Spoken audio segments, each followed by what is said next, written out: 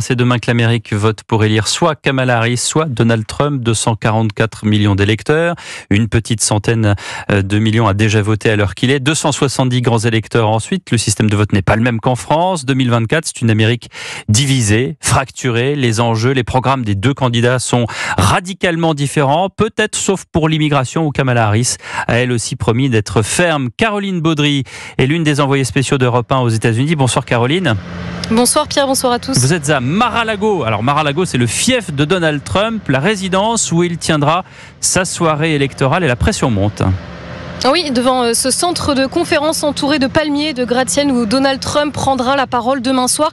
Il y a déjà des barrières, un arsenal de sécurité, même si le candidat n'est pas encore là, puisqu'il sillonne les États clés.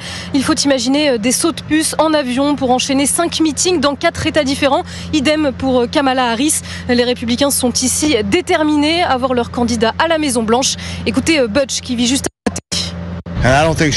Je ne pense pas qu'elle ait la moindre idée de ce qu'il y a à faire à l'étranger en ce qui concerne la guerre ou quelque chose comme ça. Ça fait peur de la voir entrer à la Maison-Blanche. Si Trump fait les choses comme il y a 4 ans, c'est super. Les Américains s'attendent à vivre des jours difficiles. Ils disent avoir peur, être stressés et craignent de la violence attisée par Donald Trump notamment, qui affirme désormais que les démocrates ont commencé à tricher en trafiquant les machines électroniques pour voter devant des foules galvanisées par ces accusations. Et l'une de ces sorties est aujourd'hui très remarquée, très commentée. Hier, il a déclaré lors d'un meeting qu'il n'aurait jamais dû quitter le pouvoir en 2020 lors de sa défaite qu'il n'a d'ailleurs jamais reconnue. Une forme d'aveu rare selon lequel il aurait dû passer outre le processus démocratique, peu importe les moyens.